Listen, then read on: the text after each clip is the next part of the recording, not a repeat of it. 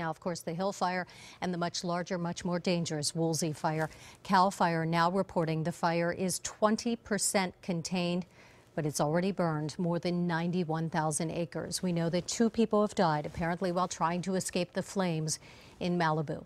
Early estimates are that at least 370 structures, many of them homes, have been destroyed.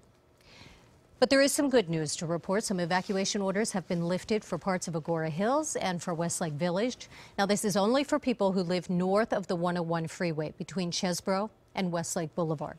This is the area of the Southland, and take a look at this, still under mandatory evacuation orders. In Ventura County, the entire community of Bell Canyon still evacuated. In Thousand Oaks, mandatory evacuation still in place for the area south of the 101, east of the South Westlake Boulevard to the Ventura LA County line. And here in LA, mandatory orders still in effect for Bell Canyon, for West Hills, for Hidden Hills, Calabasas, for Topanga, and Malibu. We continue our live firestorm team coverage now. KCAL9's Joy Benedict is in Agora. Cara Finnstrom in Malibu, one of the hardest hit areas. We're going to start with you, Cara. Sandy, firefighters here telling us they do feel they made some progress over the weekend when the Santa Anas died down as far as containing this massive fire, but they're concerned about the Santa Anas picking up again, and we're starting to feel them out here around midday. You can see behind us some of the smoke that we've seen start to rise there against the hillsides just within the last hour or so. We have been driving through neighborhoods here. We spoke earlier this morning with a woman who says she had a house full of guests over who all fled Friday just before flames took over her block. No lives had been lost. That was big. Andrea Taylor fled her home in this car packed with belongings. She's in shock. She tells us 80% of the homes on Cuthbert Road, including hers and the house that used to be her mother's, burned to the ground. This is from my mother who died. We rebuilt her house and lost her house down the street. Just tragic loss for so many people, and we'll pull together, support each other, and help any way we can. Brian Kelly lives on Doom Road. Dozens of houses within blocks of his home were destroyed. His is still standing. It's just been kind of a gathering place for all of our friends, just to check in with people and assess needs and figure out ways we can help out. Point Doom, up Latigo, up Corral, down south, Pepperdine, Leo Carrillo. Every community neighborhood has been devastated. Karen Renner says she's lived here for decades and seen many fires, but never one that's touched so many parts of Malibu.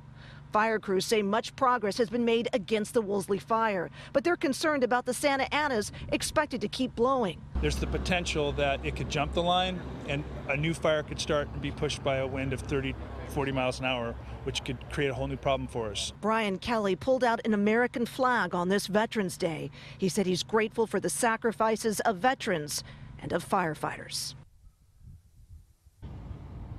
And we did just have some SoCal Edison workers coming through here. They are checking all of the electric poles, making sure that they're in good order and marking them off with spray paint if they are.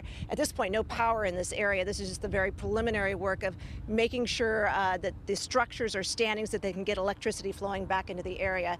Sandy, one other note, you heard from Andrea who lost her home. She told us, gave us a little bit of insight into what it's like to lose your home. For one thing, she took her first shower this morning in days. For another, she hasn't been able to get any cell phone service. So she's been scrambling just to let people know she's okay. She gave us a list of phone numbers and asked us once we got to a place where we had better service if we could text these folks for her. So just a little bit of a feel for what these families are dealing with. Yeah, it's just hard to imagine. All right, Cara.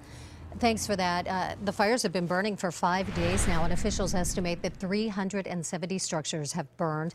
Many people still don't know if their homes burned. KCAL9's Joy Benedict is live in Agora, and she's got the latest from that area. Joy? That's right. We're here in Agora. We're actually in an area where the evacuation was lifted last night. So a lot of folks returning to their home after what was a terrifying few days. I mean, and you can see why. I mean, you can see just how close this fire got to this community. We're on Chesbro, just north of Driver here in Old Agora, as they call it. And we've got the damage from the flames over here. If you look across the road, Even more damage over here on Cheeseboro Meadows. And when you pan all the way over to the right-hand side, you find this small street, this small community or row of homes. But thankfully, all of them were still standing when their homeowners came back. Come back to. The Rodriguez family is waking up thankful for the simple things. It's like, oh my gosh, I'm sleeping in my own bed. Rosie Rodriguez spent 3 nights away after evacuating during the Woolsey Fire. She returned to her street to find her home still standing. Praise the Lord, because I thanked him because there was a lot of prayers out there for us. This small row of homes on Cheeseboro Road are all still here, despite being surrounded by flames on Friday. Red smoke, and the wind was, 50 miles an hour at least. It was crazy. Kelly Morris stayed behind to protect his house. His neighbor, Eric Haupt, wanted to, but quickly changed his mind. It went, oh, woof. It was just like somebody turned all the gas burners on in the entire field, and it just went up like nothing. It was poof.